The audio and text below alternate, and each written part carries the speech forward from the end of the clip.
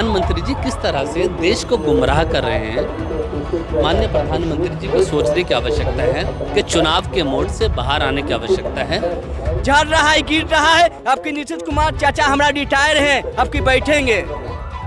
मोदी जी ने अगर दिल में रखा होता तो अमित शाह की हिम्मत नहीं होती लोकसभा के अंदर सदन के चलते हुए बोल देते अम्बेडकर अम्बेडकर एक फैशन हो गया है। माननीय प्रधानमंत्री मोदी जी विदेश यात्रा के भ्रमण करके वापस आ गए हैं देश में। बिहार भी पहुंच गए। अब बिहार जाएंगे, वहाँ पे अंग्रेजी बोलेंगे और विदेश में हिंदी बोलेंगे। नमस्कार, आप देख रहे हैं 4 PM में आपके साथ नफीसा खान। पीएम मोदी विदेशी दौरे से लौटते ही सीधा चुनावी राज्य बिहार पहुंच गए और पीएम मोदी वहां जाते ही सत्ता पक्ष वाले अंदाज में विपक्ष पर हमलावर रहते हैं। आरजेडी के साथ साथ कांग्रेस पार्टी पर प्रहार करते हैं।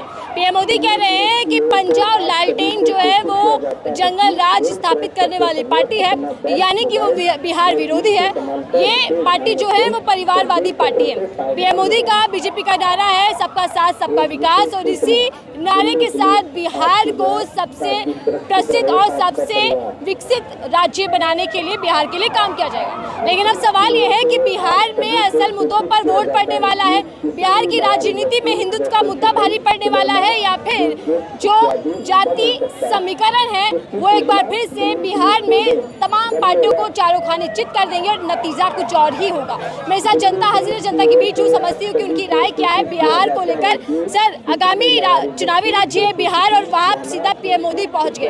लगभग 4 महीनों में 4 बड़ी जो रैली है वो पीएम मोदी कर चुके हैं बिहार के अंदर।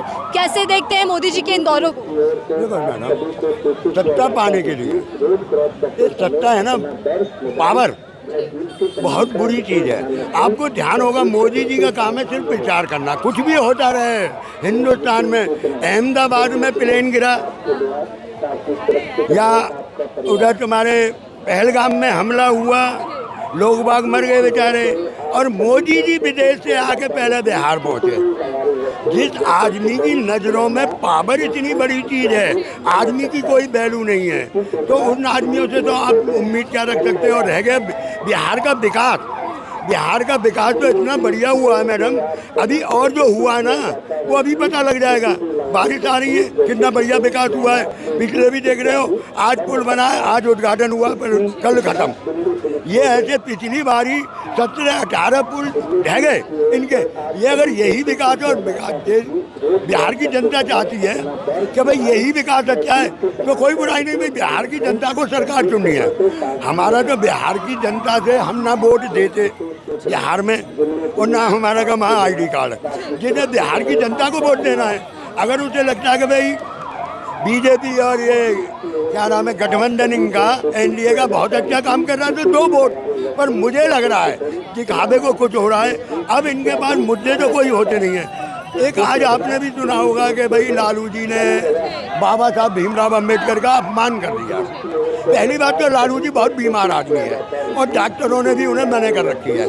वो अलग चीज़ है कि चारा घोटाला या जो भी कुछ है वो अलग मैटर है।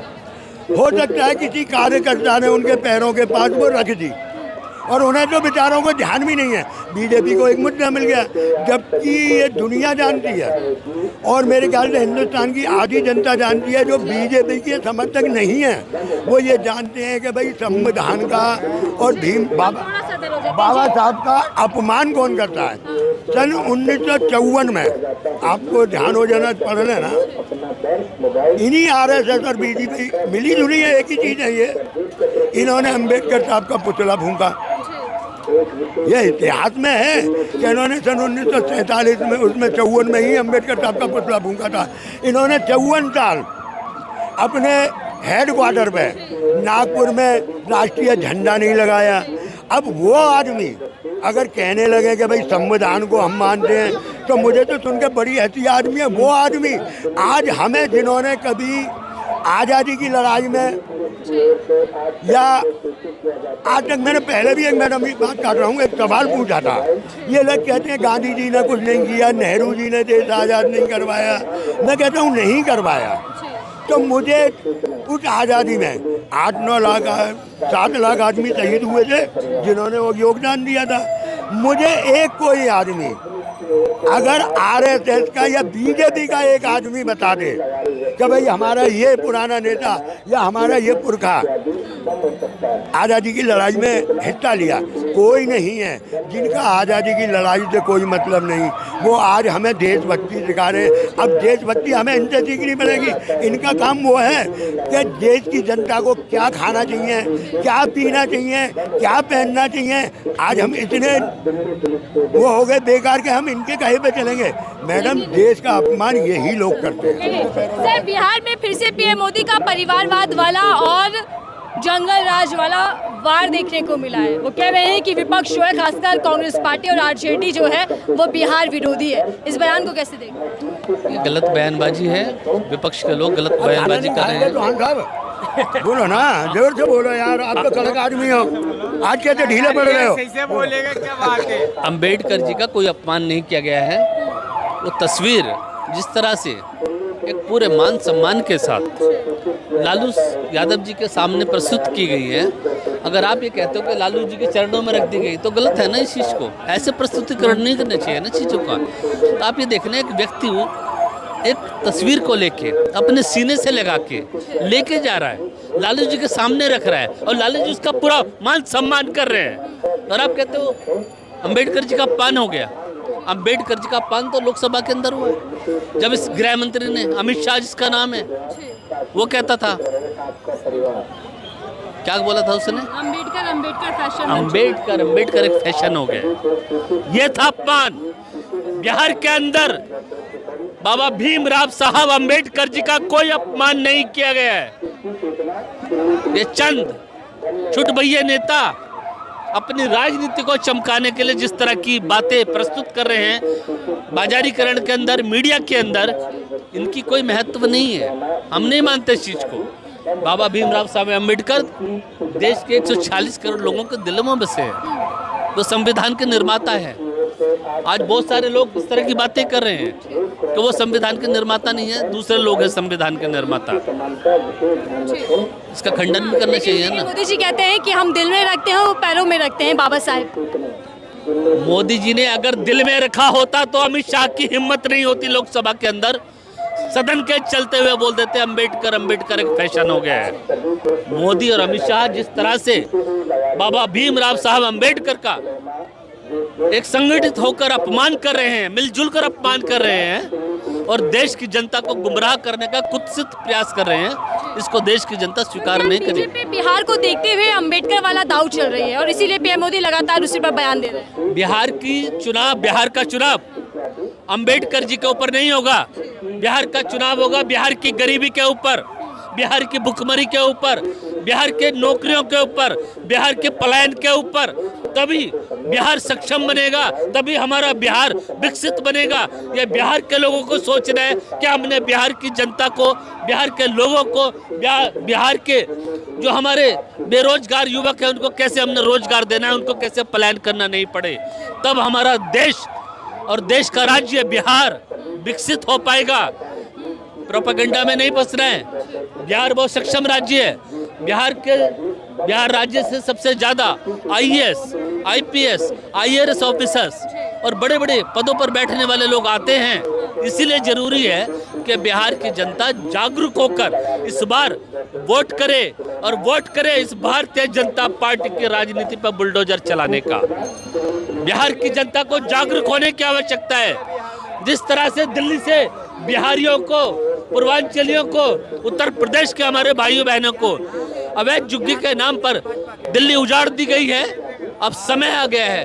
बिहार परिवर्तन का राज्य है। बिहार से सारे आंदोलन उगते हैं। बिहार आंदोलन, पीएम मोदी का विदेशी दौरा था और पीएम मोदी वापस लौटते ही सीधा बिहार जाते हैं, इसको क्या समझा? हाँ, मोदी जी आ गए। मोदी जी गए थे विदेशों में, अब देश में आ गए हैं। अब बिहार जाएंगे, वहाँ पे हिंदी, वहाँ पे अंग्रेजी बोलेंगे। मोदी जी विदेश से, मोदी जी माननीय प्रधानमंत्री मोदी जी विदेश यात्रा के भ्रमण करके वापस आ गए हैं देश में। बिहार भी पहुंच गए। अब बिहार जाएंगे, वहाँ पे अंग्रेजी बोलेंगे और विदेश में हिंदी बोलेंगे। ये है प्रधानमंत्री हमारा, और वहाँ पे भी टेलीप्रॉम्प्टर पे बोलेंगे।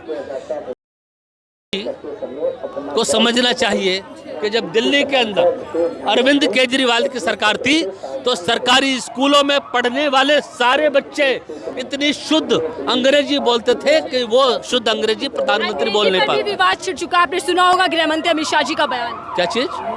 अमित शाह जी कह रहे हैं कि अंग्रेजी बोलने वालों को शर्म आएगी। तो शर्म तो पहले प्रधानमंत्री को आनी चाहिए। बिहार में जाके जहाँ पे बिहारी भाषा भोजपुरी भाषा बोलनी चाहिए, वहाँ पे प्रधानमंत्री अंग्रेजी बोल रहा है। हद हो गई। अमेरिका में हिंदी बोलते हैं और बिहार में जाके प्रधानमंत्री अमित शाह तो चाहती हैं लोग पढ़े लिखे हों ही नहीं। क्यों? जब तो वो कहते हैं कि अंग्रेजी नहीं, उनके बच्चों को तो अंग्रेजी आनी चाहिए। वो तो इंटरनेशनल भाषा का उनको तो ज्ञान होना चाहिए। सभी मंत्रियों के बच्चों को इंटरनेशनल भाषा का ज्ञान होना चाहिए। कह रहे हैं ना कि भारतीय सभ्यता और संस्कृति पर जोर देना चाहिए। नहीं, आप ये बताओ, भाषा सीखना कौन से शर्म की बात है? भाषा के नाम पर बांटा जा रहा है। क्यों बांटा कैसे जाएगा? अगर हम बाहर किसी से कांटेक्ट करेंगे तो भाषा के आधार पर तो करेंगे, तो उसको मना कैसे कर सकते हैं आप? एक गृह मंत्री, एक संवैधानिक पद पर बैठा हुआ व्यक्ति अगर हमें ऐसे बहकाएगा कि क्या इंग्लिश भाषा से हमें शर्म आनी चाहिए, तो फिर इसका मतलब ये है हम कोई गंवारू भाषा में रह जाएं। इस बयान के मायने क्या समझ में आ रहे हैं? बयान की जरूरत थी क्या? नहीं, क्यों जरूरत थी? उन्हें क्यों दिया उन्होंने? क्या जरूरत पड़ गई उनका ये बयान देने के लिए? इसलिए कि उनके जो अंधभक्त है ना, उनकी भाषा को बहुत अच्छा समझते हैं। उन्हें जरूरत नहीं पढ़ने की, लिखने की, कुछ करने की नहीं। उन्हें बिहार गए और बिहार में जाकर कह रहे हैं कि विपक्ष खासकर कांग्रेस और आरजेडी जो है वो परिवारवाद को ही बढ़ावा देती है।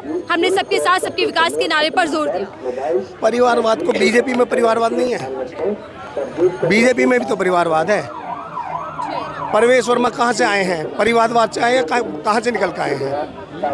सभी हर परिवार अपने परिवार को बढ़ाता ही है, इसमें कोई गलत भी बात भी नहीं है। बिहार में क्या लगता है कि कौन सा मुद्दा सबसे भारी रहने वाला है? ऐसा है जी, बिहार में आपके ये बीजेपी तो आएगी नहीं, ये लोग नहीं आएंगे। कमजोर पड़ रहा है, बिल्कुल कमजोर है, क्योंकि लोग जान गए इनको। ये झूठ बोल के कब तक झूठ बोलेंगे? कभी तो बिहार के मोदी जी तो खुद भोजपुरी में बोलते हैं। जाकर पासवान गया था, मुकेश अंबानी के लड़के के शादी था, तुंगा बोला मुकेश अंबानी के जिले के गांव के एरिए के कि हमको इंग्लिश में एक जवाब हमको होना चाहिए। तो यही चिराग पासवान की इंग्लिश में जवाब नहीं आया, तब बोला कि तुम बिहार के हो तो हमको बिहार के भाषा सिखा दो।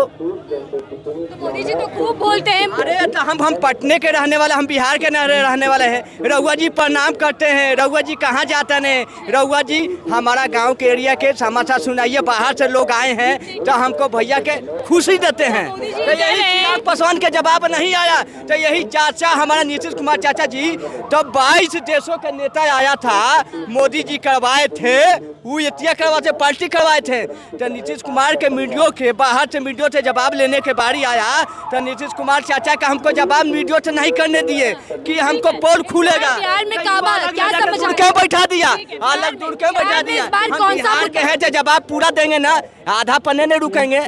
तो नीतीश कुमार चाचा के चुनावों में जवाब देंगे। हाँ, आपकी दीवार खड़ी है, दीवार के मट्टी या सीमेंट ईटा सब झड़ रहा है, गिर रहा है। आपके नीतीश कुमार चाचा हमारा रिटायर हैं, आपकी बैठेंगे बिहार के लालंदा जिला में गए थे।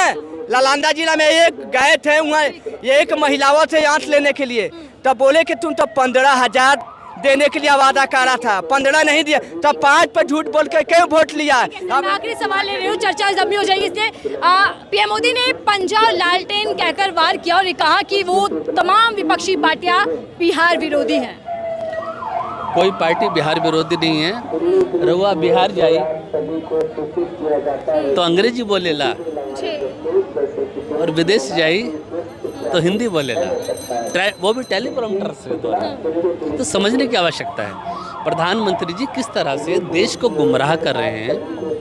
माननीय प्रधानमंत्री जी को सोचने की आवश्यकता है कि चुनाव के मोड से बाहर आने की आवश्यकता है। 2014 से भारत देश की जो स्थिति हो चुकी है, और स्थिति ये हो चुकी है कि देश की सीमाओं के ऊपर कोई आपका प्रतिबंध नहीं। आतंकवादी आ जाते हैं, आराम से घुस जाते हैं, पैदल आते हैं, लोगों का धर्म पूछते हैं, कहते हैं पैंट उतरवा दे, पैंट उतार के धर्म पूछ के गोली मार के आराम से चले जाते हैं, कोई देखने वाला नहीं। आज तक क्या भारत की राजनीति में ये भारत सरकार जो नरेंद्र मोदी जी के नियंत्रण में चल रही है, ये बता सकते हैं कि पहलगाम के अंदर कितने आतंकवादी आए थे, कितने आपने पकड़ लिए, कितने मार दिए, कितने जेल में हैं? कोई जवाब नहीं है।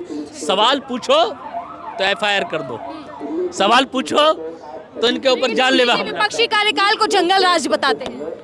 जंगल राज तो ये चल रहा है ना 2014 से।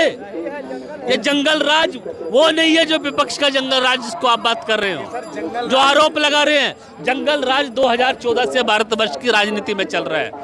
नरेंद्र मोदी की सत्ता को और भारतीय जनता पार्टी जो बुलडोजर जनता पार्टी है, इसकी सत्ता को जड़ से उखाड़ के फेंकने की आवश्यकता है। धन्यवाद। देखिए, मैं जनता के बीच हाजिर थी और जनता से जान रही थी बिहार चुनावी मुद्दा क्या रहने वाला है। क्या जंगल राज वाला प्रहार बीजेपी का काम कर पाएगा या फिर इस बार इंडिया अलायंस मजबूत है और हर मुद्दों पर बीजेपी को, खासकर एनडीए को मात देने वाला है। इस रिपोर्ट को लेकर आपकी क्या राय है? कीजिएगा। देखते रहिए 4 PM। मैं थी आपके साथ नफीसा।